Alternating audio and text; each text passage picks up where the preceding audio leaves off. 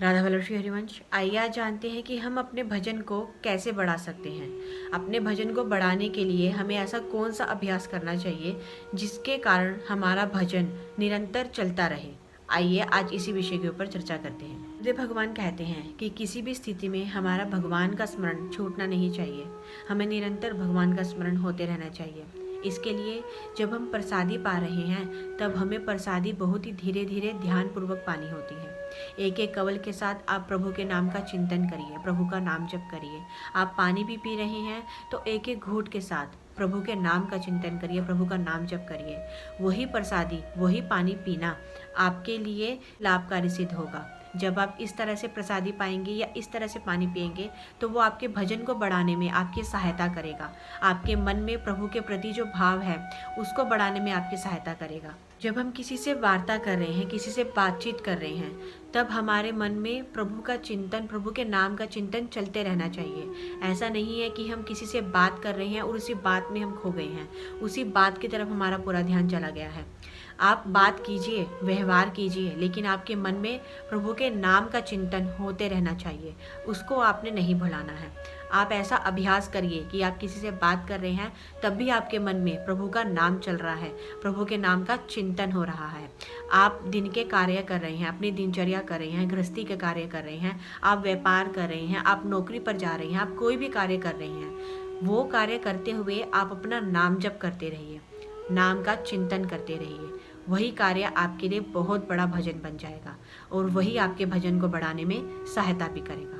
ये सब करना थोड़ा कठिन हो सकता है कि हम कार्य करते हुए, बातचीत करते हुए, भोजन प्रसादी पाते हुए, पानी पीते हुए हम बीच बीच में नाम का स्मरण छूट जाए या हम नाम का चिंतन ना कर पाएँ। ऐसा निरंतर करते रहना एकदम से तो बहुत ही ज़्यादा मुश्किल हो जाएगा, लेकिन आप इसका थोड़ा थोड़ा करके अभ्यास करिए। अभ्यास करने से ही आपका ये नाम, आपका नाम जप और आपका नाम का चिंतन निरंतर होता रहेगा। और जब आपका नाम जप और आपका नाम का चिंतन जो है वो निरंतर होते चले जाएगा, तब आपका भजन स्वतः ही बढ़ जाएगा। इसीलिए इसको करने का हमें अभ्यास करना चाहिए। प्रतिदिन थोड़ा थोड़ा करके इन सभी चीज़ों का अभ्यास करिए। अभ्यास करने से ये अवश्य ही सिद्ध होगा और आपका भजन अवश्य ही बढ़ जाएगा। भागवत में प्रभु ने कहा है कि युद्ध करते करते भी आपको मेरा स्मरण करना है। तो इसीलिए जब हम दिन के कार्य कर रहे हैं, अपने दिनचर्या कर रहे हैं या कोई भी कार्य कर रहे हैं, तो वो करते हुए हमें भगवान का स्मरण अवश्य ही करना चाहिए, भगवान का चिंतन अवश्य ही करना चाहिए। आपकी साधना किस कोटि की है, आपका भजन किस कोटि का हो रहा है, या आपका हृदय ही आपको बता सकता है।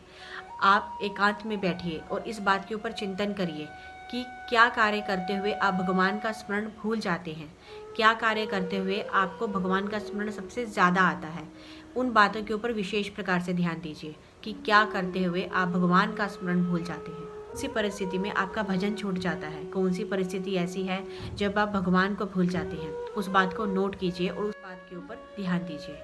यदि भागवतिक स्थिति है, जैसे आप सत्संग सुन रहे हैं, वाणी पाठ कर रहे हैं या वाणी पाठ सुन रहे हैं, तब तो ये आपका भजन ही हो रहा है। लेकिन अगर आपका मन और आपकी वाणी दोनों ही विषयों में जा रही है, दोनों ही संसार का चिंतन कर रही है, यानी कि आप मन में भी संसार का चिंतन कर रहे हैं और वाणी से भी संसार की ही बातें कर रही हैं, तब आपको ध्यान देने की आवश्यकता है। जैसे कि आप भोजन प्रसादी पा रहे हैं, भोजन प्रसादी पाते हुए आप संसार का चिंतन कर रहे हैं।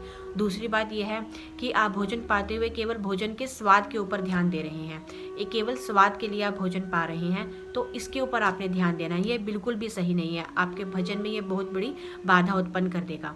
आप प्रभु की परिक्रमा लगा रहे हैं, परिक्रमा लगाते हुए आप शरीर से तो परिक्रमा लगा रहे हैं, लेकिन आपके मन में संसार का चिंतन चल रहा है, आप संसार की बातें सोच रहे हैं, व्यवहार की बातें सोच रहे हैं, तो ये भी बिल्कुल सही नहीं है। सकते हैं हम मान सकते हैं कि आपके शरीर से तो परिक्रमा चल रही है, लेकिन आपका मन प्रभु में नहीं है। इसी बात के ऊपर आपको ध्यान देना है कि आपका मन प्रभु में लगना चाहिए, आपका चित्त प्रभु से जुड़ना चाहिए। ऐसा नहीं होना चाहिए कि अगर आप प्रभु के भी कार्य कर रहे हैं तो आप चिंतन ही करना छोड़ दें, आप उनका नाम जप ही करना छोड़ दें। ये बिल्कुल भी सही नहीं है, ऐसा हमें बिल्कुल भी नहीं करना चाहिए। ऐसे हमारा भजन नहीं बढ़ पाता है। अगर हमें अपना भजन बढ़ाना है तो हमें यही प्रयास करना है सदैव कि हमारा चित्त प्रभु में लगना चाहिए, हम प्रभु से जुड़ने चाहिए, हमारा चित्त प्रभु से जुड़ना चाहिए। तभी हमारा भजन बढ़ पाएगा, तभी हम प्रभु की ओर बढ़ पाएंगे।